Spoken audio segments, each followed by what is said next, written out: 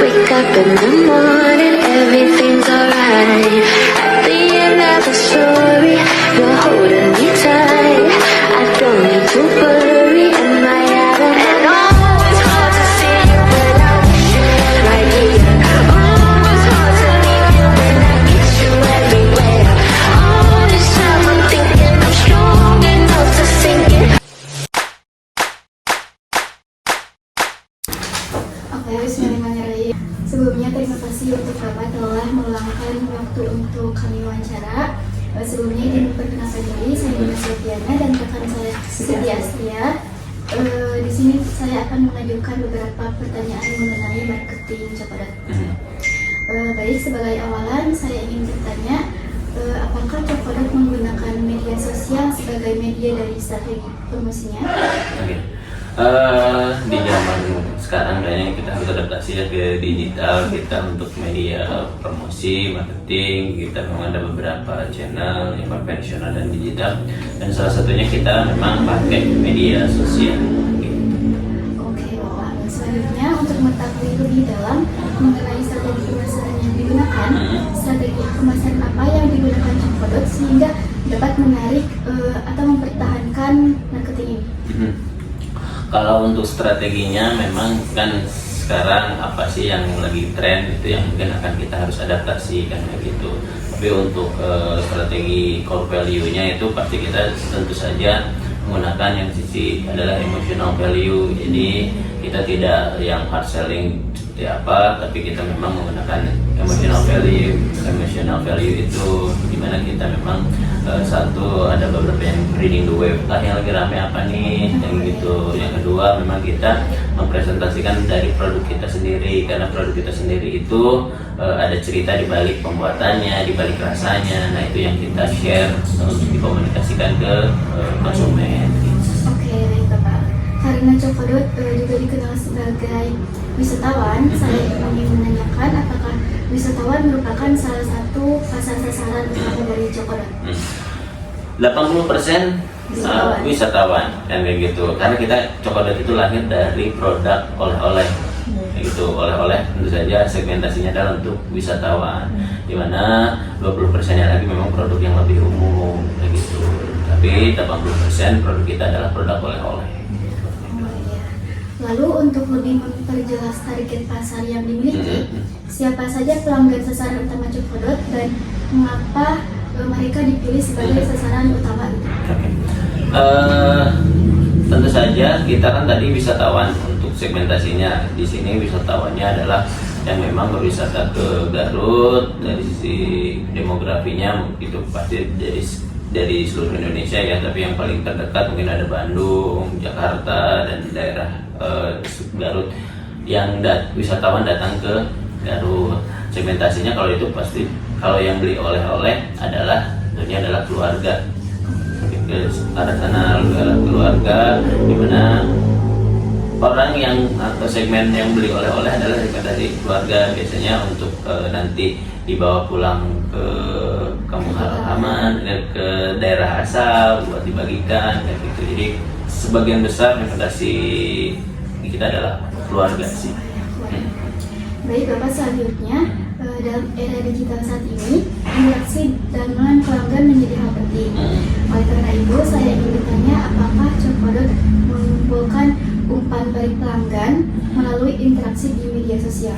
Oh iya, tentu saja bahwa salah satu di strategi kita adalah namanya relationship, di mana kita tidak hanya jual beli.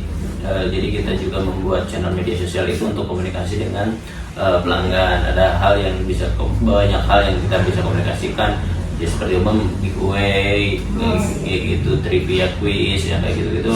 Itu tentu saja dilakukan karena salah satu itunya adalah kita punya strateginya adalah relationship, dimana tidak hanya jual beli tapi juga berkomunikasi, membangun kedekatan, kayak gitu, tidak hanya sebatas beli udah. Baik, jika ada umpan balik yang masuk, saya juga ingin mengetahui bagaimana umpan balik pelanggan mempengaruhi Cokodot dalam mengembangkan produk baru.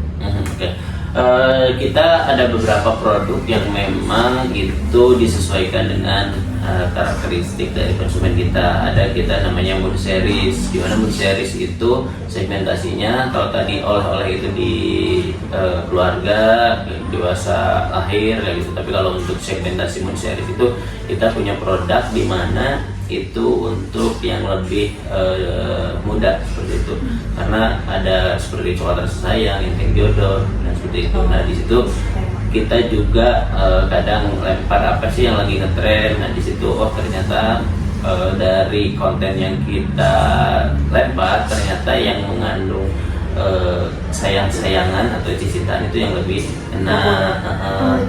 Terus kayak gitu. Nah, yang hal tersebut juga yang membuat kita penentuan oh kayaknya untuk produk selanjutnya berhubungan dengan rasa sayang kayak gitu. Di sisi lain dalam dunia bisnis tentu ada persaingan.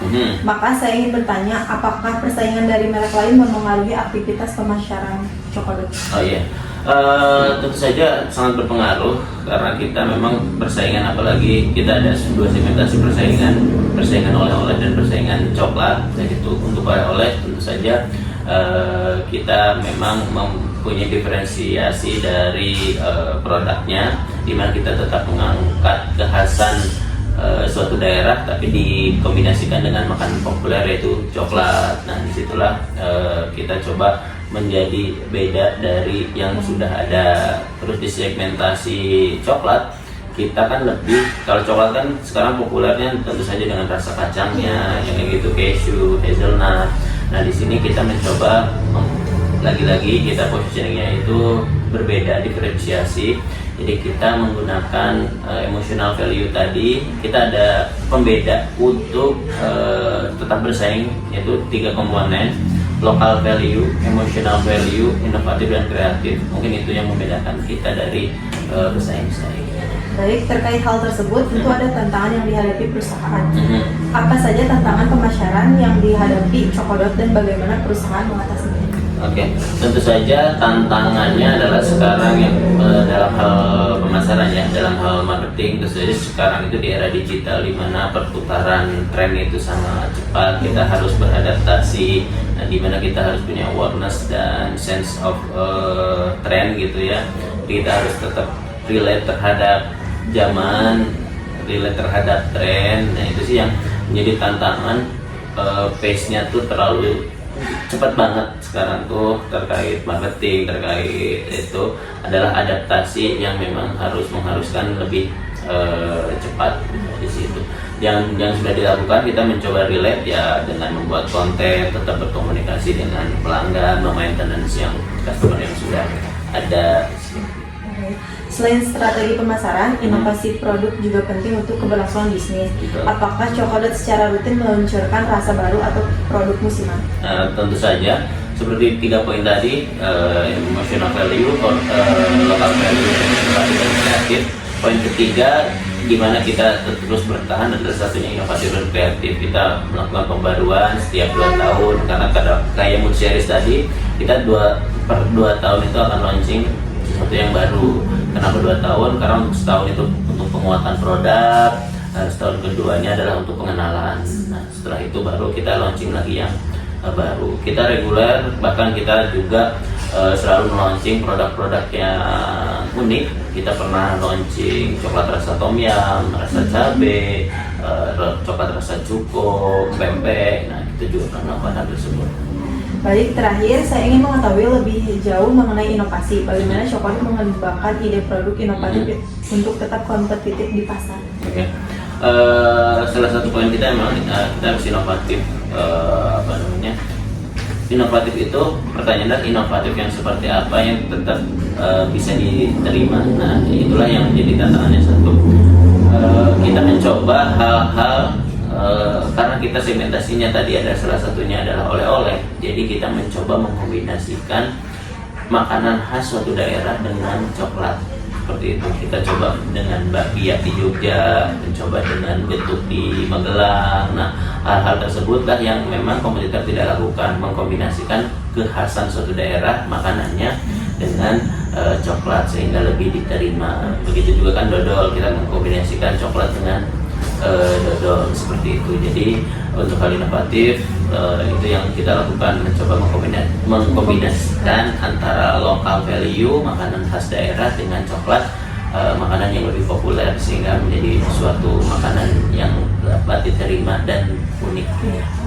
Baik, pokoknya terima kasih atas jawabannya dan informasi yang telah Bapak sampaikan, sangat banyak bermanfaat, apalagi baru tahu gitu ada coklat yang unik-unik rasanya gitu ya. Kayak Tom Yum. Iya. Kan kami ada ya informasinya yang berikan sangat membantu dan dalam memahami strategi pemasaran dan inovasi produk coklat. Semoga coklat terus berkembang dan semakin sukses ke depannya. Sekali lagi kami ucapkan terima kasih atas kesempatan yang diberikan.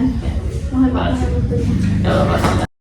Hello everyone, my name is Nia Selviana and My name is Siti Astria. we are students from the English Education Department at Institut Pendidikan Indonesia Garut. In this video, we present the result of our interview with the manager and marketing team of Chokodot.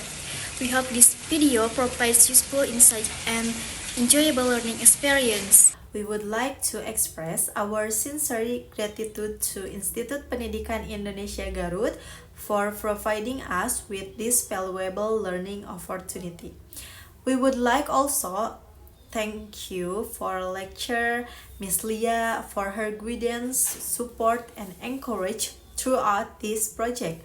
Finally, our heartfelt thanks go to the manager and marketing team of Chokodot for their warm welcome, cooperation, and valuable insight. Okay, this interview was a meaningful experience for us. We gained a better understanding of Chokodot business journey, marketing strategies, and the importance of innovation and teamwork. It broadened our knowledge and gave us valuable real-world learning experience. We hope Chokodot continue to grow, inspire more people, and achieve even greater success in the future. We also more learning opportunities like this will continue to help students connect classroom knowledge with real world experience.